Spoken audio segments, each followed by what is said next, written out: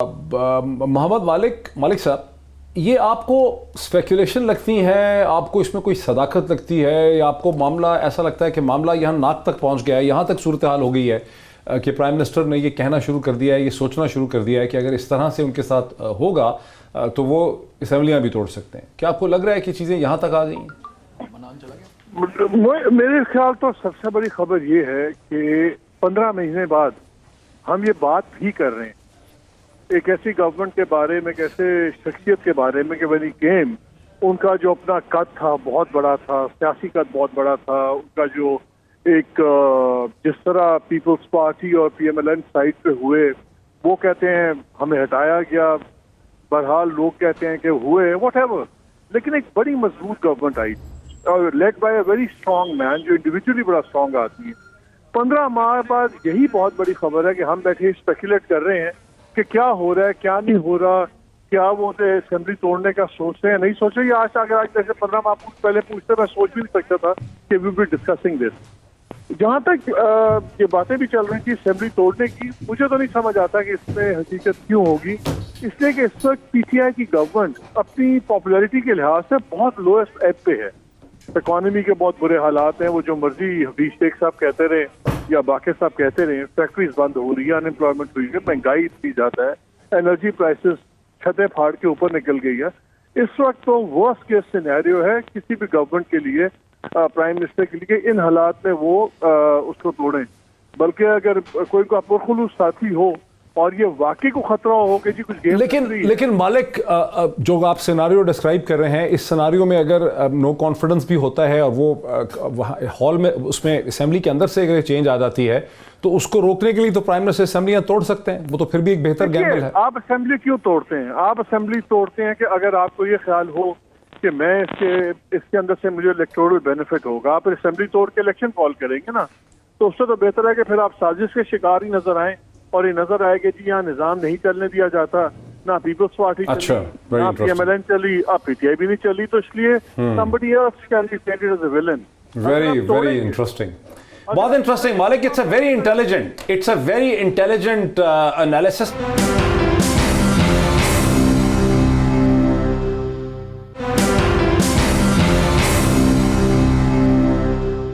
इमरान खान, आपको क्या लगता है? मालिक ये कहते हैं कि असेंबलियां तोड़ने से बेहतर है कि आप वहीं रहें, नो कॉन्फिडेंस मोशन का सामना करें, let the government fall, let the world see कि भाई ये तो यहां पे कोई हुकूमत चल ही नहीं पाती।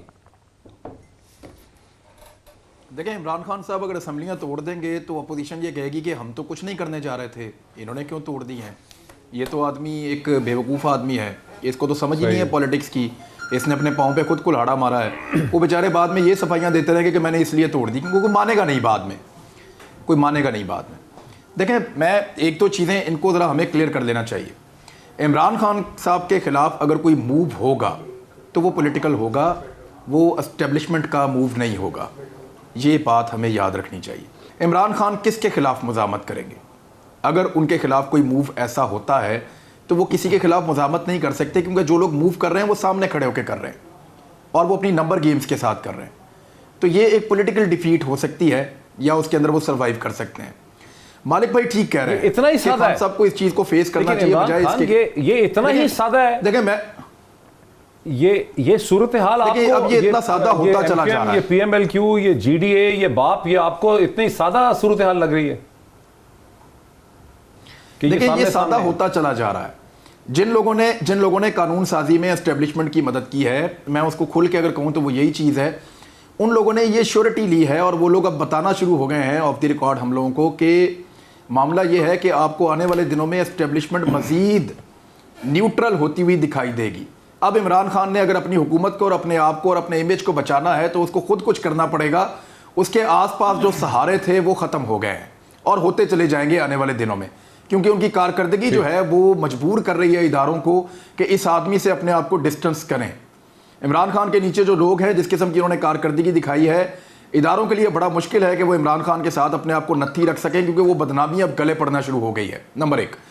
नंबर 2, अगर कोई ये समझता है कि नवाज शरीफ एक इनकलाबी आदमी है और बिलावल भुट्टो जरदारी भी एक इनकलाबी आदमी है और इन दो लोगों की मर्जी के खिलाफ इनकी पॉलिटिकल पार्टीज ने ये कानून साजी करवाई है और उसी तरीके से करवाई है जैसे हुकूमत चाह रही थी तो ये एक बहुत बड़ा झूठ है। वो लोग अपने आप को एमओको की जन्नत में रखना चाहते हैं या हमें बेवकूफ़ बनाना चाहते हैं कि कुछ भी कर लें, किसी भी तरह नवाज शरीफ को वापस लीडर साबित कर लें और मुज़ाहमत के इस्तारे के तौर पे उसको हमारे सामने रखें, लेकिन ऐसा नहीं है।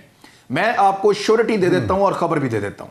मियां नवाज शरीफ ने और मियां शहबाज शरीफ ने जो गेन किया है इस मामले में कानून साजी करवाकर गैर मशरूत तौर पे, जो उनके टीटी स्कैंडल हैं उन पे अब उनको उस तरह से चेज नहीं किया जाएगा जैसे उनको पहले चेज किया जा रहा था। ये गेन किया है उन दोनों ने, और अपनी पार्टीज को उनकी तरफ से बराह रास्त हदायत मिली थी कि जनाब आपने बिल्कुल मुज़ाहमत नहीं करनी, इस कानून को बिल्कुल वैसे ही पास करवाना है जिस तरह से हुकूमत चाह रही है और जिस तरह से इदारे चाह रहे हैं, बिल्कुल वैसे आपने इस काम को करना है, इसमें कोई रुकावट आपने नहीं डालनी, कोई सवाल खड़ा नहीं करना। उन्होंने ना कोई सवाल खड़ा किया, ना कोई शोर शराबा किया, उस कानून को पास करवाया। और मैं आपको गारंटी कर रहा हूं कि जो टीटी स्कैंडल है जिसके अंदर शरीफ खानदान, दोनों नवाज शरीफ का खानदान और शहबाज शरीफ का खानदान, ये यूं गले से पकड़े गए थे बहुत बुरी तरह। वो उसके अंदर अब इनको चेज नहीं किया जाएगा, ये अदालतों में जाएंगे, जाके अपनी जमानतें लेंगे, अपना टाइम इंजॉय करेंगे। अब इनको वक्त मिल गया बहुत ज्यादा पॉलिटिक्स करने के लिए भी। नहीं, ये जो कुछ करेंगे, ये जो कुछ करेंगे इसके ऊपर तो फिर आते हैं। पहले उस प्रिंसिपल इशू पे आ जाएं जहां से हमारी बात हो रही थी, जहां से मैंने आपसे बात का आगाज किया। सदाकत अब्बासी साहब मेरे साथ ज्वाइन कर चुके हैं मुझे। सदाकत अब्बासी साहब, मैं आपको थोड़ा सा ब्रीफ कर दूं, बिकॉज आपके ज्वाइन करने से पहले, माइक आपको लगने से पहले, मोहम्मद मालिक साहब जो कि सीनियर तज्जियाकार है वो आप सुन चुके हैं। मोहम्मद मालिक साहब का व्यू ये है कि प्राइम मिनिस्टर भी अपनी ऑप्शंस देख रहे हैं। अंसार अब्बासी साहब का व्यू ये है कि प्राइम मिनिस्टर, हम सबको स्पेकुलेशंस पता है, आधी बात पता चली, आपसे कुछ पता चल गई, कुछ इनसे पता चली, किसी से पता चल गई, लेकिन प्राइम मिनिस्टर के पास कम से कम इतने ज़राए हैं कि सारी चीज़ों की हकीकत जो है वो प्राइम मिनिस्टर के टेबल पर लैंड कर रही है। उनको पता है कि क्या हो रहा है और क्या नहीं हो रहा है। तो he is very well informed. Mohammad Malik ये कहते हैं कि अगर प्राइम मिनिस्टर को ये थ्रेट दी जा रही है कि आपके खिलाफ नो कॉन्फिडेंस हो सकता है, पार्टीज आपको छोड़ सकती हैं, तो प्राइम मिनिस्टर असेंबलियाँ जो हैं वो तोड़ेंगे नहीं। वो चाहेंगे कि वो असेंबली ना तोड़ें, बल्कि फेस करें ताकि दुनिया को पता चल सके कि यहाँ पे कोई भी इलेक्टेड गवर्नमेंट जो है वो नहीं चल सकती।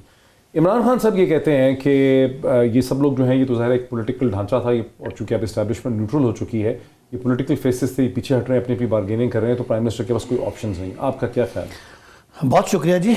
देखें, हम समझते हैं कि जो पीटीआई का गवर्नमेंट में आना बहुत बड़े एक पॉलिटिकल लीड जो थी या माफिया का वर्ड चले आपको पसंद नहीं है, तो बहुत बड़ा एक पॉलिटिकल, मैंने तो कुछ भी नहीं कहा, मैं वैसे ही कह रहा हूँ। चले, अगर आप वो सामने अब्बासी साहब बैठे हैं तो ये इनका एहतराम है। अब्बासी साहब बहुत मतलब जी किसी माफिया का है नहीं, मेरा मतलब ये माइंड करते ना, कहते हैं आप माफिया ना कहा करें, तो बड़े भाई है मैंने इसलिए। तो एक बहुत बड़ा पॉलिटिकल लोगों के यहाँ पे स्टेक्स थे और उसमें फाइनेंशियल भी थे और उनकी नस्लों का भी था।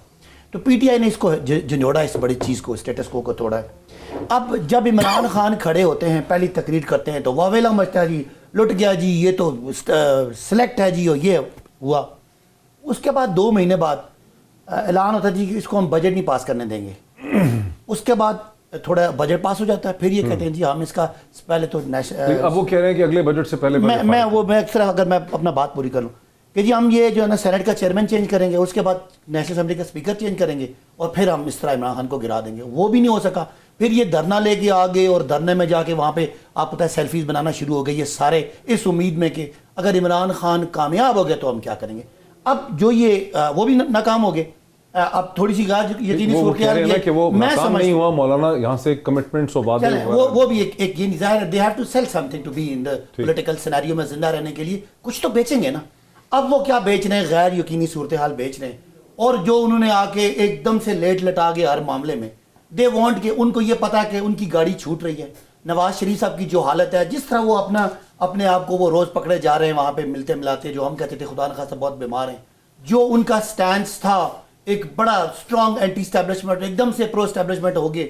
और पीपल्स पार्टी भी, वो मेरा पॉलिटिकल एनालिसिस ये है कि उनको ये गवर्नमेंट की गाड़ी छुट्टी हुई नजर आ रही है and they see no future in the मतलब so आपको कोई no confidence वोट होता? मैं समझता हूं कि वो अपनी desperate attempt कर रहे हैं और वो जो तूफान से यानी फड़फड़ा रहे हैं अपनी सियासी मौत से पहले। ये मेरा तज्जिया है। अगर हम 2-4 महीने और तो कुछ नहीं, पॉलिटिकल इंस्टेबिलिटी है तो फिर ये पीएम जो गैर यकीनी सूरत हाल है। नहीं सदाकत साहब, अगर अब्बासी साहब अगर ऐसा है तो कहीं गवर्नर जो सिंध है वो मुलाकात करते नजर आते हैं पीर बगाड़ा के ग्रुप के साथ, जीडीए के साथ। असद उमर साहब जाके मतलब तरले मिन्नतें करते नजर आते हैं एमक्यूएम के साथ। फिर प्राइम मिनिस्टर बात करते हैं खालिद मकबूल सदीकी से, फिर PMLQ को पता चल रहा है कि अब खदशात दूर हो गए हैं, फिर बैप के साथ मीटिंग हो रही है।